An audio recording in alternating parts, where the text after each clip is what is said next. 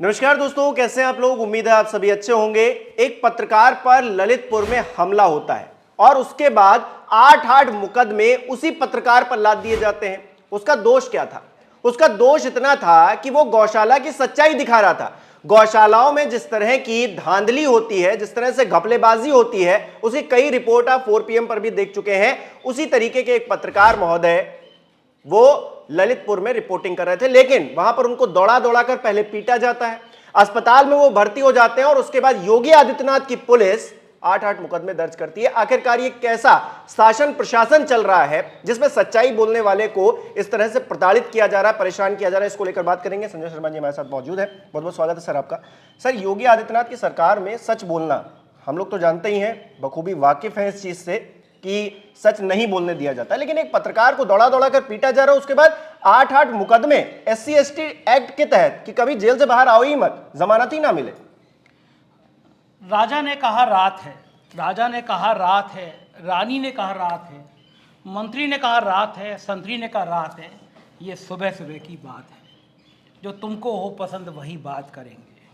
तुम दिन को अगर रात कहो तो रात कहेंगे।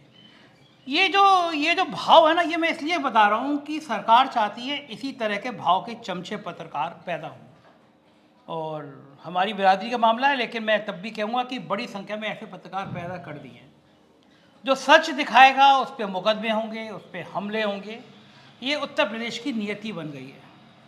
मुझे लगता था योगी सरकार पार्ट 2 में ये कम होगा, क्योंकि पार्ट 1 में तो बहुत हुआ था। पार्ट 1 में अफसरों को लगता था कि जो बोले पत्रकार उस पर FIR करा दो।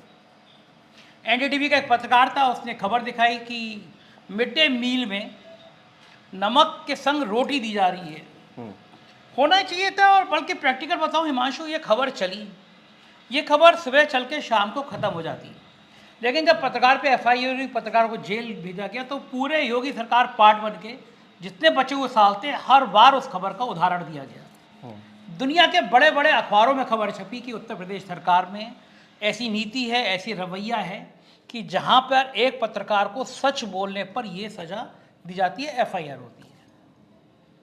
मेरे खिलाफ जितनी जांचें हो सकती हैं सब जांचें कराएगी। गुनाह कितना था कि मुझे करोड़ों रुपए का प्रलोभन दिया गया कि आप करोड़ों रुपए के विज्ञापन साल में ले लीजिए, लेकिन सरकार के खिलाफ पहले पेज पे जो छापते बोलते हैं ना बोला करें।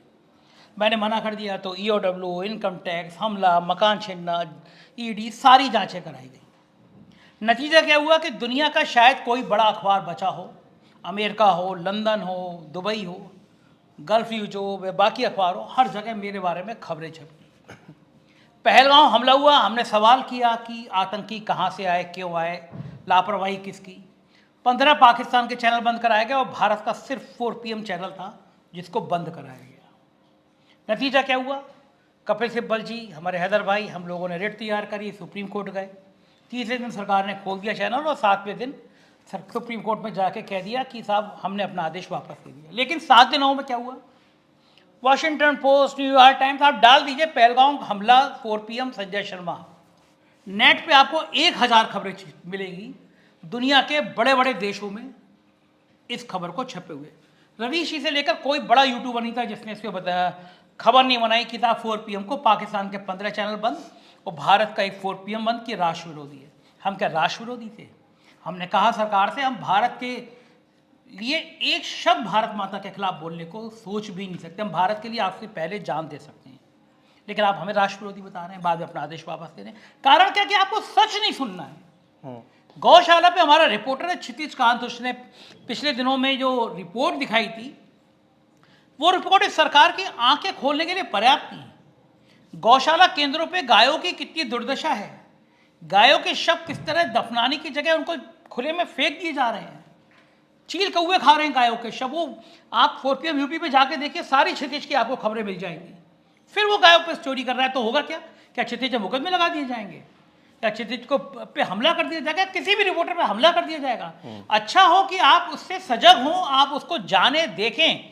एक पत्रकार अगर ऐसी खबरें दिखा रहा है तो आप उसे सबक लें कि सिस्टम में क्या हो रहा है, अफसरों को दंडित करें। आपके लिए तो गाय माता से ज़्यादा गाय चुनावी ब्रांड है। आप गौ माता के नाम पे तो आप ब्रांडिंग करते हैं, आप वोट लेते हैं। ये बात अलग है कि जब सरकार आई, मुझे लगा बड़े बड़े मॉल है, मैं घुसूंगा उसमें तो बोर्ड लगा होगा कि यहाँ पे गाय का दूध, गाय का मूत्र मिलता है, इसकी जब मुझे गाय का दूध, गाय का मूत्र, गाय के बने हुए बाकी सब चीज़ें नहीं मिली, मुझे हर मॉल में शराब की दुकानें खुली मिली। ये योगी सरकार में है। आप बता दीजिए मुझे देश का, उत्तर प्रदेश का कौन सा बड़ा मॉल है जहाँ पे आपने गाय से के दूध से या गाय के मूत्र से, गौमूत्र जिसका ब्रांड करते, किसी भी बनी हुई चीज़ों की दुकान लगाई हो आपने? शराब की दुकानें खुलवा दी आपने मॉल में। केवल आपको गाय आपको वोट के लिए चाहिए। मैं कल ही मेरी मित्र सौम्या बस के संग जा रहा था, मैंने देखा कि सड़क पे गाय, वो बीजेपी की भक्त है, तो मैं उनसे कह रहा था, मैंने कहा ये देखिए चुनावी ब्रांड।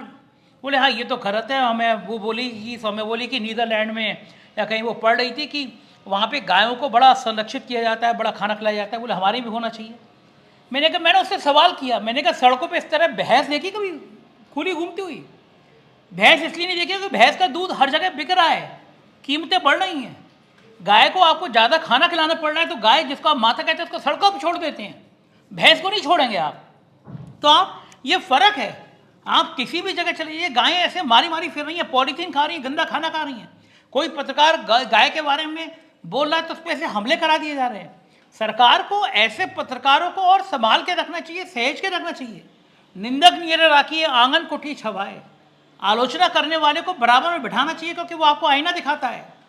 सुंदरकांड में जिक्र है कि अगर राजा के सलाहकार, वैद्य, गुरु ये सब भी अगर झूठ बोलेंगे तो राजा का विनाश तय है। इन पत्रकार पे, एक सुशील अवस्थी राजन एक पत्रकार है, उस पर लखनऊ में हमला हो गया। अभी तक पता नहीं चल रहा हमला किसने कराया गया। पत्रकारों पे इस तरह हमले कराना, पत्रकारों पे एफआईआर कराना, इससे सरकार को कुछ मिलेगा नहीं। बल्कि मैं तो बड़े खास तौर से विपक्ष की जो पार्टियां हैं बड़ी बड़ी, कांग्रेस में प्रवक्ता गुरदीप सप्पल ने मुझसे ऑन कैमरा कहा था कि अगर इस तरह किसी पत्रकार पे एफआईआर होगी तो देश के जो बड़े वकील हैं हम उनको हायर करेंगे और उनको निःशुल्क देंगे। तो इस वीडियो के माध्यम से मैं सप्पल साहब से कहना चाहूँगा, अपनी बात याद करिए। अभिषेक मनु सिंघवी जैसे वकील से इस पत्रकार का केस मंगाइए, सुप्रीम कोर्ट में दीजिए रेट कीजिए कि हो क्या रहा है। पत्रकारिता को ख़त्म करने के लिए ऐसी बातें की जा रही हैं। अभिषेक उपाध्याय एक पत्रकार है, आप उसकी नीतियों से सहमत हो असहमत हो, लेकिन उस पर योगी सरकार ने 2-3 दिन एफआईआर कर दी। नतीजा क्या हुआ? सुप्रीम कोर्ट ने स्टे किया। उसने स्टोरी एक्सक्लूसिव उसके बाद निकालनी शुरू करी, सरकार हिल गई पूरी। तो आप पत्रकार को धमका के, पत्रकार पे एफआईआर करा के, अगर आप इस तरह की सोच रहे हो कि सब चीज़ें ठीक हो जाएंगी। शुतुरमुर्ग होता है ना, अपनी गर्दन धसा लेता है जब वो देखता है, या कबूतर बिल्ली को देख के आंखें बंद कर लेता है। तो सरकार की ये आंखें बंद करने वाली नीति है, ये नुकसान में आएगी। और चाहे वो प्रदेश सरकार ये कर रही है, केंद्र सरकार ये कर रही है कि पूर्वोत्तर राज्यों में गाय को आराम से काटा जा रहा है और सरकार आंखें मूंद लेती है। आप एक कानून बुलाओ ना कि गाय को अगर मारा गया, गाय की हत्या की गई तो आजीवन कारावास होगा। क्यों नहीं ला रहे हो बिल? एक बिल ले आओ कि गौ हत्या देश में कहीं नहीं होनी चाहिए, बीफ का कारोबार कम होना चाहिए। मोदी सरकार के आने के बाद बीफ का कारोबार कई गुना बढ़ गया, भारत बीफ के सबसे बड़े कारोबार के रूप में हो गया। फिर आप कह रहे हो हलाल नहीं होना चाहिए, हलाल नहीं होना चाहिए। अरे भाई, लुलु मॉल जिसका उद्घाटन योगी आदित्यनाथ जी ने किया, उनकी लुलु मॉल की गाड़ी में बैठ के उनके मालिक के संग, यूसुफ जी के संग बैठ के, वो उत्तर प्रदेश के सबसे बड़े मीट कारोबारी हैं, सैकड़ों जानवर रोज कट रहे हैं। लुलु मॉल के यूसुफ जी का जो माल मीट सप्लाई हो रहा है तो हलाल का सर्टिफिकेट लग रहा है।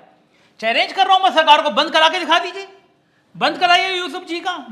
इसलिए बंद नहीं करा सकते क्योंकि प्रधानमंत्री की सिफारिश आ जाएगी। यह वोट का खेल है मीट के नाम पे और बाकी के नाम पे। और पत्रकार अगर सच दिखा दे गाय के हालत में तो पत्रकार पे हमला होगा, उस पर एफआईआर होगी। शर्मनाक है, लोकतंत्र ऐसे ही खत्म होता है। किसी दिन जनता ये देखेगी और पूछेगी कि इस तरह की बातों से आपको हल क्या मिल रहा है, क्यों आप इतनी नफरत की खेती करने जा रहे हैं। माशा बिल्कुल, अखिलेश यादव भी इसको लेकर जो बोल रहे हैं मैं वो बताता हूँ कि क्योंकि देखिए, विपक्ष अपनी आवाज़ उठाता तो है लेकिन उसकी आवाज़ कितनी पहुँच पाती है, योगी जी तक पहुँच पाती है ये, क्योंकि 3-4 दिन हो गए मामले को, हम लोग 3-4 दिन बाद बात कर रहे हैं कि देखिए क्या हालत है। स्थानीय जो अधिकारी हैं कहा जा रहा है उनके इशारे पर हमला करवाया गया। अब अधिकारियों की किस तरह से चलती है ये तो हर किसी ने देखा ही है योगी सरकार में। अभी हम लोग विधानसभा की ही बात कर रहे थे पिछले दिनों कि किस तरह से एक पत्र भेज दिया गया है, अब शक्तियां और कम हो जाएंगी। अखिलेश यादव कह रहे हैं कि जिस तरह से मां गंगा के नाम पर भाजपाइयों ने अरबों की घपलेबाजी की है, वैसे ही जो है गौ माता के नाम पर भ्रष्टाचार किया जा रहा है। उत्तर प्रदेश में लगातार अनवरत जारी है। तो इसको मतलब गौ माता को लेकर वही मम्मी और यमी वाला बात हो गई यहाँ पे। तो इधर मम्मी उधर यमी, हाँ। है ना, वो कहते हुए नेता कहते हैं। अखिलेश यादव की बात को भी गंभीरता से इसलिए लेना चाहिए कि हमने अपनी रिपोर्ट में, उस स्टिंग में दिखाया था कि गायों के खाने के नाम पर, गायों के शब्द अपनाने के नाम पर किस तरह का भ्रष्टाचार है। गौशाला केंद्र बनने थे, सेंटर बनने थे। जरा मालूम करिए कि उत्तर प्रदेश में कितने सेंटर बन गए, कितनी गायें आई हैं। आप केवल गाय को ना चुनावी मंच पर इस्तेमाल करते हैं, चुनावी वोट में इस्तेमाल करते हैं, हकीकत में आपका गाय से लेना देना नहीं है। लेकिन मीडिया के किसी पत्रकार पे इस तरह हमला होना बहुत शर्मनाक है, निंदनीय है। मैं पूरी इस घटना की कड़ी आलोचना करता हूं और पूरे प्रदेश के मीडिया के लोगों से आह्वान करता हूं कि अपने अपने स्तर पे विरोध करें। और बाकी जितने सामाजिक चेतना से जुड़े लोग हैं, जो राजनीतिक विचारधारा के किसी के भी हों, किसी भी पत्रकार पर हमला, उनको विरोध करना चाहिए। भारतीय जनता पार्टी के विधायकों को भी विरोध करना चाहिए। भाई आज लोकतंत्र में आपको समझ में आ रहा होगा कि ये जो तानाशाही रवैया आपकी पार्टी के अंदर पैदा होता जा रहा है, विधायकों की हैसियत खत्म होती जा रही है, विधायकों को थाने का घेराव करना पड़ रहा है, मंत्री को थाने में धरना देना पड़ रहा है, तो आपकी हैसियत खत्म हो रही है। एक लेटर जारी हो जाता है कि समितियों के आगे विशेष सचिव स्तर का अफसर आएगा, तो आपकी पार्टी आपकी भी बैंड हो जा रही है। पत्रकार पे अगर एफआईआर हो रही है, हमला हो रहा है, मतलब आपकी भी किसी दिन बैंड बजनी है। सजग हो जाए, सचेत हो जाए, बैठ के मुख्यमंत्री देखें ये क्या कर रहे हैं आप। क्योंकि विधायकों को जनता में जाना है। जनता पूछे कि विधायक जी जब पत्रकार पिट रहे थे तो आप खामोश बैठे थे। 1.25 साल 1.5 साल बचा है, जवाब देना पड़ेगा। हर जगह हिंदू मुसलमान से काम नहीं चलेगा। नहीं, बिल्कुल हम बात करनी पड़ेगी। बिल्कुल, और हम सबको बोलना पड़ेगा, जो हमारे दर्शक देख रहे हैं उनको भी। क्योंकि देखिए, अगर आपको सच्चाई नहीं बताई जाएगी, हम चुप हो जाएंगे, तो फिर इसमें नुकसान सबसे बड़ा किसका है? आम जनता का है, इस देश का नुकसान है। तो ऐसे में ये जो पत्रकार आवाज उठा रहे हैं, उनको लेकर उनके समर्थन में आवाज उठाया जाना बहुत जरूरी है। इसीलिए शायद हम लोग ये कार्यक्रम कर रहे हैं। बिल्कुल हिमांशु, बस केवल एक लाइन कहना चाहूंगा कि एक दो लाइनें हैं। आप 4PM को, आज की तारीख में अगर 4PM देश का सबसे ज्यादा देखे जाने वाला चैनल 2 साल से बना हुआ है, 1 करोड़ से ज्यादा व्यू रोज आ रहे हैं, तो कारण यह है कि हम आपकी बात उठाते हैं। जो बात आपकी राजनेताओं को उठानी चाहिए, जो गोदी मीडिया को उठानी चाहिए, जब वो सरकार की चाकरी कर रहे हैं, तो हम लोग करोड़ों रुपए के विज्ञापन को ठुकरा के आपकी बात कह रहे हैं। पर 2 लाइनों में आप भाव समझ लीजिए कि अगर पल भर को भी मैं बेजमीर हो जाता, अगर पल भर को भी मैं बेजमीर हो जाता, यकीन मानिए कब का वजीर हो जाता। हिमांशु, बहुत बहुत शुक्रिया सर हमारे साथ जुड़ने के लिए। हमारे दर्शक हमें कमेंट करके बताएं कि इस खबर पर आपकी क्या राय है। ललितपुर में एक पत्रकार अगर गौशाला का सच दिखा रहा है, बताया जा रहा है कि हम 1450 गाय को संरक्षित कर रहे हैं, लेकिन वहां पर मौके पर 650 गाय मिल रही हैं या गौवंश मिल रहे हैं, तो फिर कहां गए बाकी? क्या किया उनके साथ? कोई अगर पूछेगा तो महिलाओं को पीछे दौड़ा देंगे और फिर 8-8 मुकदमे, हॉस्पिटल में वो पत्रकार भर्ती है। इस तरह की परिस्थिति है। दोस्तों, अपनी राय कमेंट बॉक्स में जरूर बताइएगा और इस वीडियो को लाइक करना, शेयर करना मत भूलिएगा। हमारे चैनल को सब्सक्राइब नहीं किया तो वो भी जरूर कीजिएगा। बहुत बहुत धन्यवाद।